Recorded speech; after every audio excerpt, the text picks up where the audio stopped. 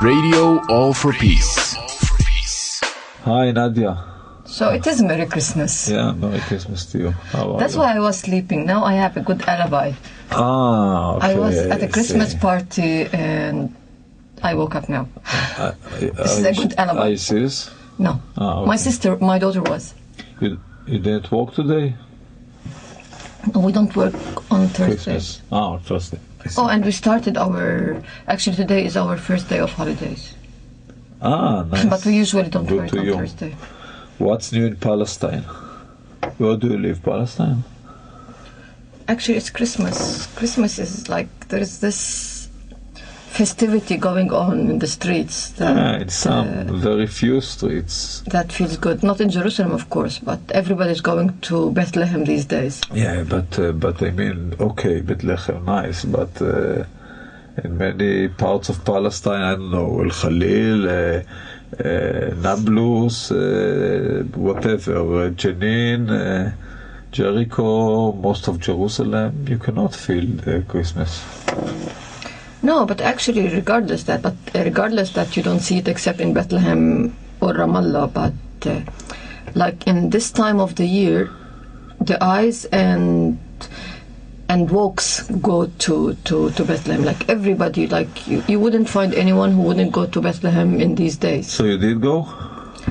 Not last night because it was so too I crowded. did find. I'm an exception. I always sleep, but my daughters did go. My friends went.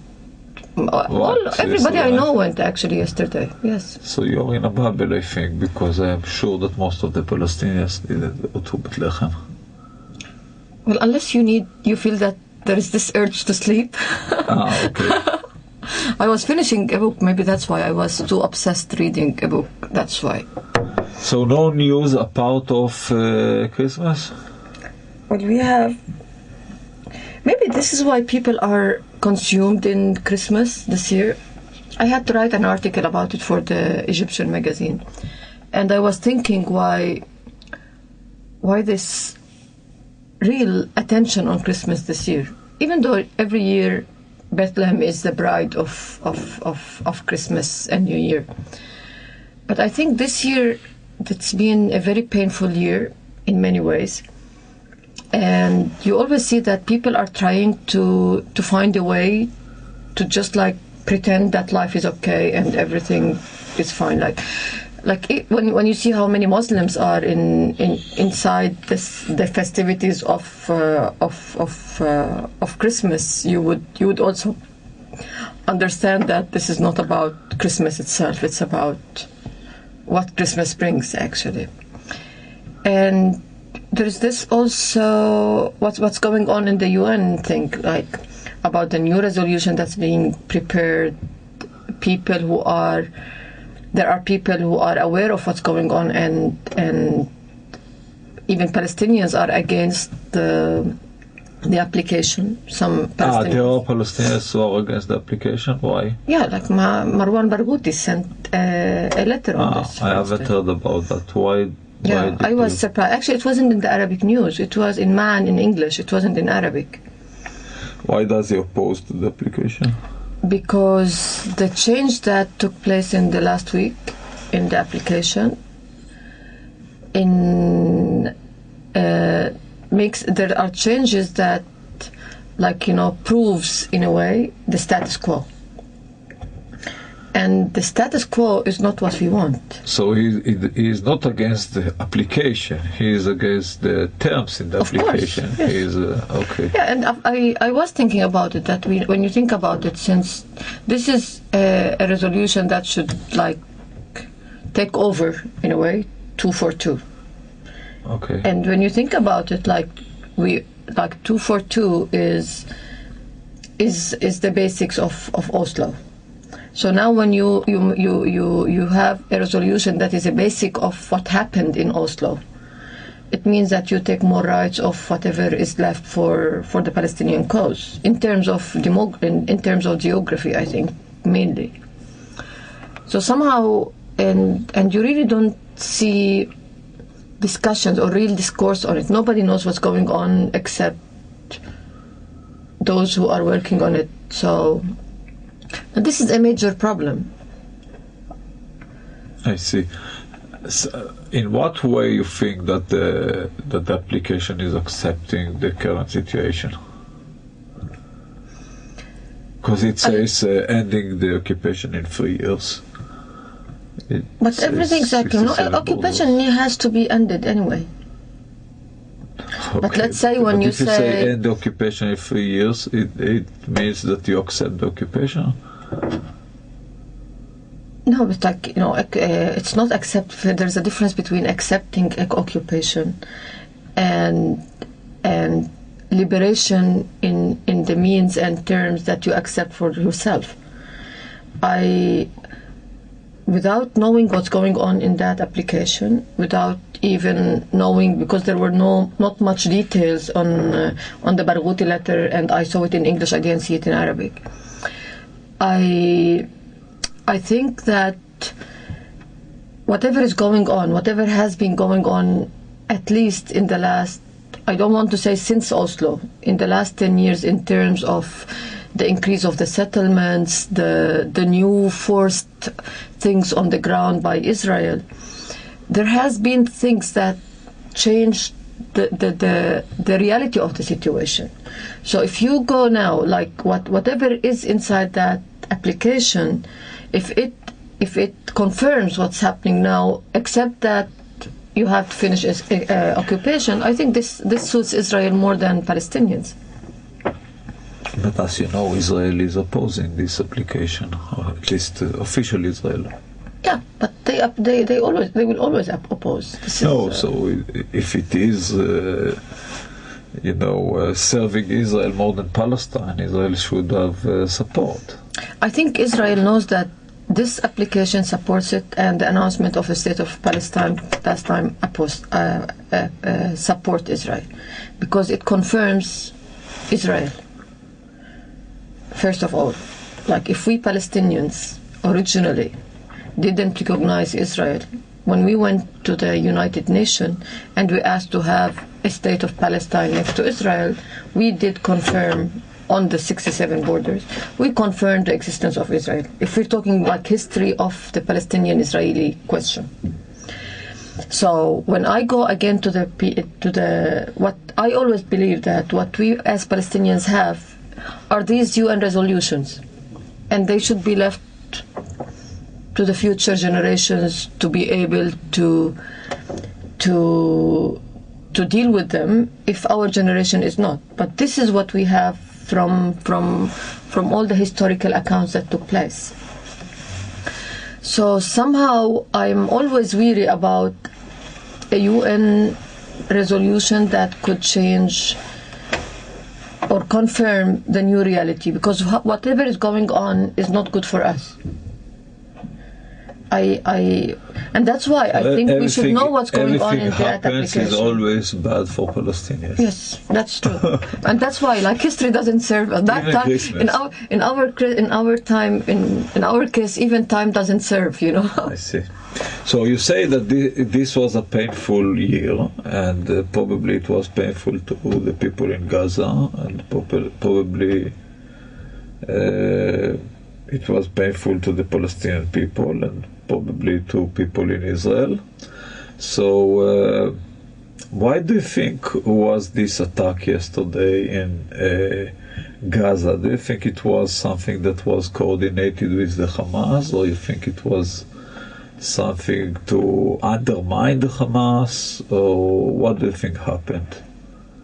Because some people say Hamas wants to show that it was not defeated in the war, they still exist, and they have to show their power, that they so-called won. Some people say, no, Hamas doesn't want to confront now. Probably it was somebody that is not coordinated with the Hamas. You mean the sniper?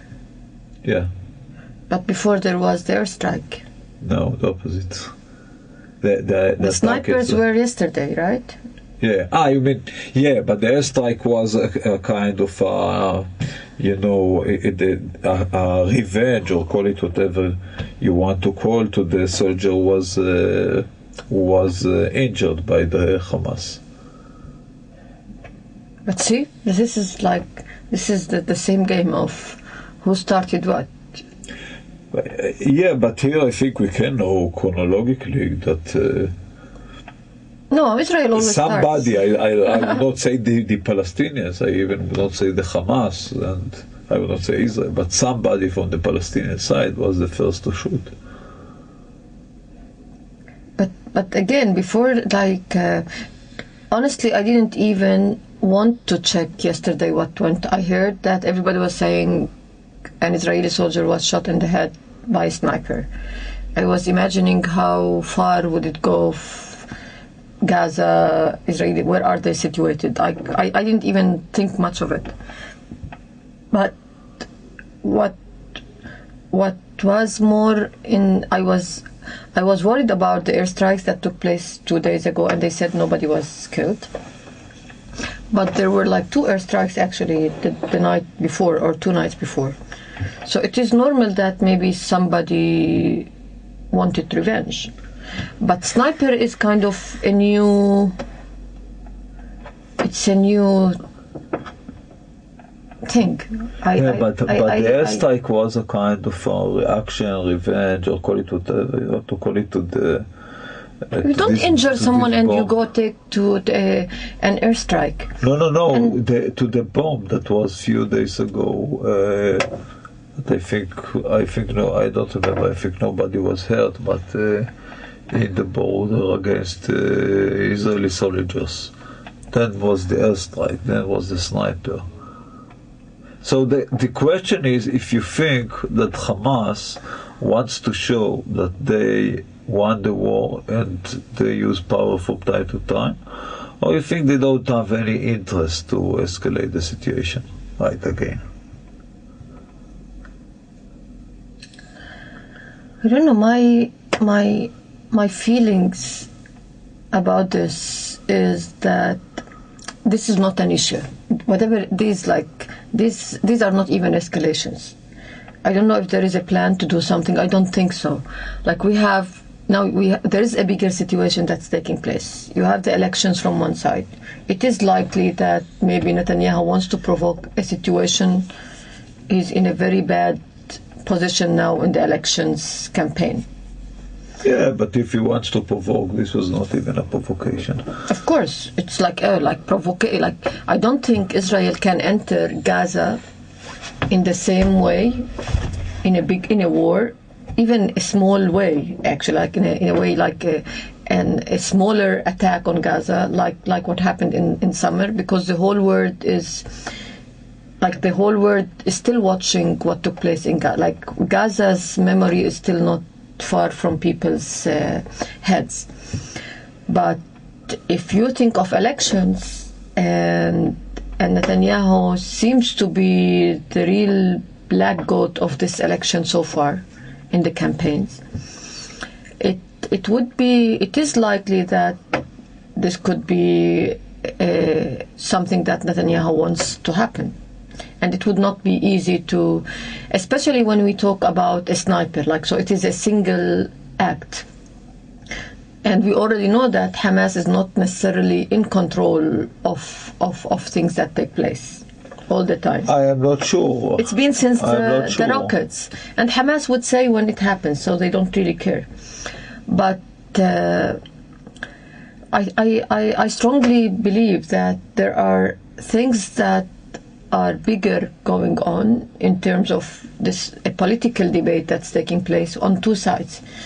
If you notice what's going on on the Palestinian side with Fatah people now, like the Dahlan's interventions in Gaza, every day he makes a declaration or so against Mahmoud Abbas. I think he's planning to come back for the elections. To take power. Do you expect elections? There is the Fatah election. That's why. This is where the power is. Fatah thinks that Fatah is the word. So there is Fatah elections? When? Yeah. It's supposedly. It was supposed to be in summer, but then now it was supposed to be on 17th or 18th of January. Lately, it's been postponed to What do they February. elect? The committee, the revolutionary committee, but they don't elect the chairperson. The chairperson too. This is the general January convention. 17? Yes. Yeah. That's why this is a life or death campaign to Dahlan, I think, now. Because if he would ever come back to take power, he needs to be inside Fatah. And he's been excluded, and there has been recently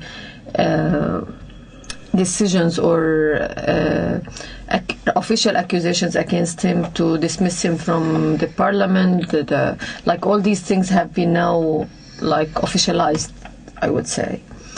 So, and I think Dahlan's only chance is to be back through the Fatah Convention.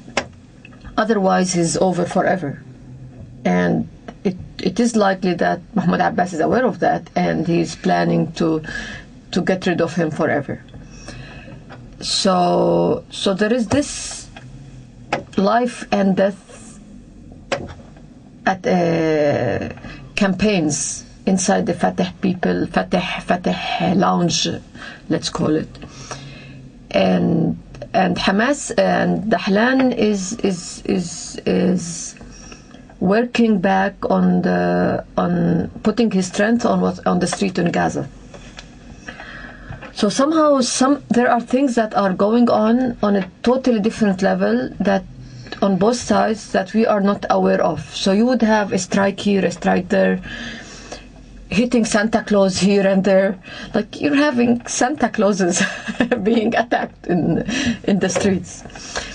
It's my feelings are towards something that is totally different going on aside from what's happening on the ground. It's a different battle that is not mine and yours, but we will of course pay for it as usual. You should tell me where is Meretz standing in this campaign. What do you mean? In all these debates of the elections. You know, there is no debate. The election campaign is something that is very long. We have 3 months to go, and it's very hard to know about who is going to win. I think Netanyahu has a lot of power. I think for Netanyahu it's better to talk about the economy. And this is what he's trying to do, to transfer the campaign on economy. Herzog and Livni are trying to be like Netanyahu be, meaning Livni said yesterday that the negotiations collapsed because of Abu Mazen, and they're trying to go to the center right in order to get some votes. And for Meretz, we are in a very clear position that our position was not changed. It's hard to know who will be the prime minister. I think we might have surprise, because there are more than 1 or 2 candidates for prime or 3 or 4. Actually, there are many. Or even 3 or 4, and. Lieberman tried to go to the center in declaring that he's supporting an agreement in, like he said, road number 6 should be the eastern border of Israel. So, in, let's say, Palestinians' eyes from the occupied territories, is now left to Labour. But on the other hand, is what he says about replacing of land swap with the population, meaning what Al-Fahim will be part of Palestine, making him vis-a-vis the Palestinian citizens of Israel like the first enemy. So it's something very confusing, but he's trying to go to the center in order to be one of the candidates. And he said yesterday, when he was asked if he's going to support Netanyahu or Herzog, he said, no, this is not the question. The question, who is going to support me to be the prime minister, Netanyahu or Herzog? And at the same time, there is now corruption in his party, and his best friend is now Yes. under investigation. I believe that he will not, since he is the only one to elect his list, he will not elect her to the new Knesset, but you can never know. And of course, Kahlon, who was the communication minister, is very interesting. And if I have to guess, and I haven't heard any analyzer guessing that until now, he has the highest chances to be the prime minister. Yeah. And it's going to be very interesting because we don't know a lot about him. He was hardliner in the Likud party, but he left the Likud party and he is out of politics in the last 2 years. And he said a few weeks ago that he understands that Israel will have to withdraw from what he said part of the West Bank. So it's... He's a supporter for settlements, I read. Yes, That's the only thing that one would know about all his, the evidence that we have about him are that he's hardliner, he's right-wing. But he's trying to... First, he doesn't talk about the conflict almost at all. He talk about economy and about social issues. And he has a good reputation on this one. He's Yes, someone who he made some change. Yes. I think that in a way, if you look all over the world at the same time, the prices of cellular, collapsed. So he was part of it, but he was not the only. Anyhow, he has good reputation. Yeah, and he has. I think he has chances to be the prime minister, but Netanyahu is still on power and is going to make a lot of efforts, and it's very hard to know what's going to be, because it's first time that you cannot say that it is this or that. Or that. This it's right wing or left wing, or everybody is trying to say I'm center. Actually, it's like everybody's trying to say, I'm the one who fits for the coming prime minister. In a way, yes. So it's going to be very complicated, and I believe that even the day after, we don't know. We will not know who is the prime minister, because we will have to wait for weeks of negotiations between sides and tricks and spins. So it's going to be quite interesting. Actually, this reminds me now of what's in that Marwan Barghouth's letter against that application. He mentioned land swaps. That he's against land swaps? Yes. He says that he's totally against land swaps because it confirms something else. Again, I wasn't really thorough in. I was more focusing on why is this piece of news not in the Arabic version of Pan? Okay. Why was it just in English? And you could really not see it all over. But somehow when this keeps me in this. I cannot but think always of what's going on we have these parallel lines inside Israel-Palestine thing, in a time that Israel is busy in a new elections with a new prime minister. Everybody is focusing on a certain thing. I have to say that this is the very first time that I don't see Israel focusing on Israel. Israel is focusing on a prime minister. This is it's a person that is worrying everyone. It's not Israel. And frankly, this is good for me as a Palestinian. It means that Israelis are going more and more, you call it center, or people are trying to. I call it more Middle Eastern. Actually, it's bad for this concept that started this country. From the other side, you find the Palestinians who should be in this mess or not mess. Actually, we are the people who should, if we really want to get out of this situation. An elections call should be announced immediately, because this will make a change in the reality on the ground. Actually, it will make people, even those in power, it will make them understand what's going on. Like what you briefed now about the Israeli election situation gives an indication what's going on first of all, in this middle way of the political arena, which will make you as a citizen try to understand what's going on, like where are we going as a nation. On the Palestinian side, if this doesn't take place, we are still, it's not just even roaming, it's like, it feels like when you are on the ground, on earth, and it's like it becomes muddy, you're just like flipping in yourself inside mud. It's not going anywhere. We're talking about people, we're talking about who is becoming the next Palestinian leader or president, when we have two parties that no one is even agreeing on them. We're having people inside the same party who are fighting to death, actually, in order, one, to kill the other, to excommunicate the other. And somehow always this comparison of what's going on the two sides, when I don't think Israel needs an elections, actually, to keep itself in the better form, whereas Palestine needs the elections in order to get out of the situation.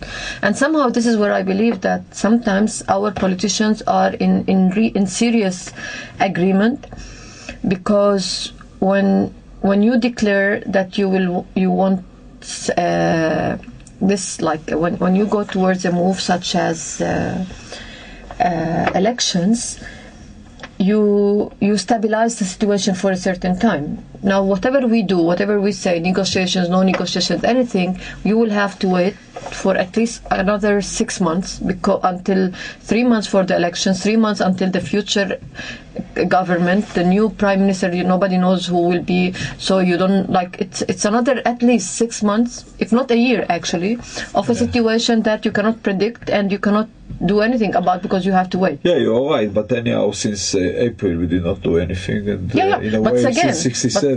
But that's exactly the point. The point is that not to do anything. The point is that is what is wanted. I see. And apparently from both sides. Whereas in the Israeli side, things keep moving and changing politics. The Israeli public is more, it's not that more aware. I don't think Israeli public is more aware than the Palestinian public. No, of course but not. The Israeli public is more involved. Like the Israeli public is more allowed to be in knowing what is going on in the decision-making table, rather than the Palestinian one. We have major issues that are being cooked for Palestine that we have no clue about. We only see things, like we see only titles, and there is a serious marginalizing of the people. It is true that we as people are getting more aware of it. People are more suspicious of like, people judge now and discuss and question what's going on, but yet people are totally marginalized from all what's happening on real decision making. And that's why we're like, I as a Palestinian, my eyes are more, in a way, interested, if I would say it, in what's going on the Israeli side, because whatever is going on in the Israeli side, even though it's strictly Israeli, it will in a way affect me as a Palestinian on both levels, on internal level as Palestinian who lives under the Israeli monopoly, and as a Palestinian who's waiting for a clear decision of what's going on to this question or this conflict with the future Israeli prime minister. Right, I agree with you. So, who you think is going to be the chairperson of the Fatah? It could be funny. It will stay. I think maybe it will stay. Maybe Mahmoud Abbas will remain the one. I think it's the most likely, not? Yeah, that is our problem. Until the death. It's like unless unless, like, because you have, like, the only one who would be able to challenge him is Dahlan. Do you like Dahlan? It's not about liking him. Do you prefer him on Abbas? I think it's like it's exactly like when I think Dahlan is like, I don't know. No, he's not like bringing Kahlon in. Dahlan is like bringing Lieberman in. It's someone who's radical. You know his views are, but it is the change that. What is so radical in Dahlan? Between Dahlan and. What is so radical in Dahlan views? No, you know Dahlan. Like, I know him, yeah. That's a I mean we know him also. Like when you bring Dahlan to power, you know what Dahlan has in his package. Like Lieberman. If Lieberman becomes a prime minister, we know what he has but you know, Dahlan, to suffer. And he's radical. He's not a left. He's not like someone who's centered in his ideas. I think that Dahlan he has some very good characteristic and some very bad, but he knows the Israelis very well. Yeah. And you never, as Palestinians, had a leader that knows the Israelis. I think both Abu Ammar and Mahmoud Abbas don't know the Israelis. It's not that the Israelis know the Palestinians that good, yes, but knowing your enemy partner is, I think, very good. Is very helping. Marwan Barghouti knows too, but he knows it differently because he's so many years in jail. So it's not the same. When you know only the people that you deal in jail, it's not like you know the Israeli society. But also, it's like if I would worry about Dahlan in this case, that Dahlan is we have problems as Palestinians. I think Israelis have this thing. We believe that we know you more than you know yourself. It's right. And this is a problem. That you might know parts of the society, parts of what's going on. Maybe you're involved too much actually to know a lot. But you really you cannot identify yourself that you know the person more than he knows himself. And this is a trap. And I think Dahlan does believe that, like, this is, I don't know if this is Fatah or this is Palestinian attitude or this is human attitude. We claim that we know too much, and this is a problem. This is a serious problem. So I hope he's smart enough not to know Israelis more than they know themselves. So you prefer him on Abu Mazen or not? If you have to vote. Yes, I would choose Dahlan in this. Like if it is, I'm not Fatah, so I cannot choose anyone. But if it's Mahmoud Abbas or Dahlan, I would choose Dahlan. It's not because I like Dahlan, but because Dahlan brings a different. Dahlan will definitely change some of the way things are going on inside Fatah. Even the people, I don't know if he will bring the better people, because sadly speaking, Fatah way of dealing with the situation needs a total reform. And unless they realize this, they still pick up the same people, the same way, the same attitude. They really need a change in the basics of how they deal with things. And it starts with changing people around them. So unless they do this, Dahlan will do the same thing that Mahmoud Abbas did, actually. And again, if like when we go back 10 years ago, when Mahmoud Abbas became president or he became in charge, Mahmoud did make a major change in the structure of Fatah, but somehow he couldn't. And he came back, like he went back to the same starting point of Yasser Arafat. Yeah. So apparently there is something in Fatah that is stronger than the people that leads Fatah. Because I would choose Mahmoud Abbas's attitude in general. I think it is good in a certain way. We need a leader who's not crazy, who's not a hardliner, who's not. But somehow Mahmoud Abbas was kind of pushed from both sides, from Israeli side and from the Palestinian side, and he ended up without any harm, armless, both sides. He didn't serve Palestinians and he couldn't serve Israelis' agendas in terms of this big political issues that he was supposed to be dealing with.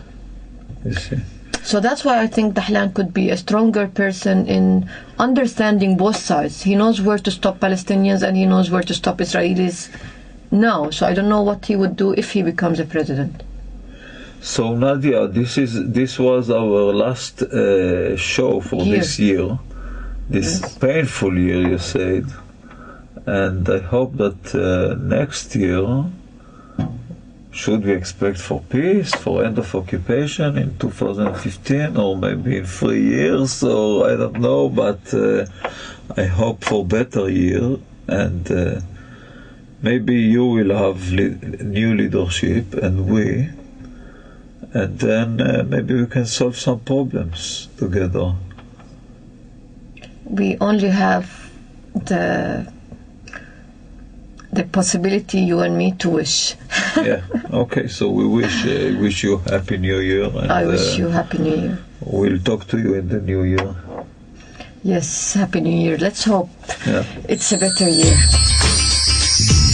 Stay tuned. This is All for Peace. This is your station. Radio All for Peace.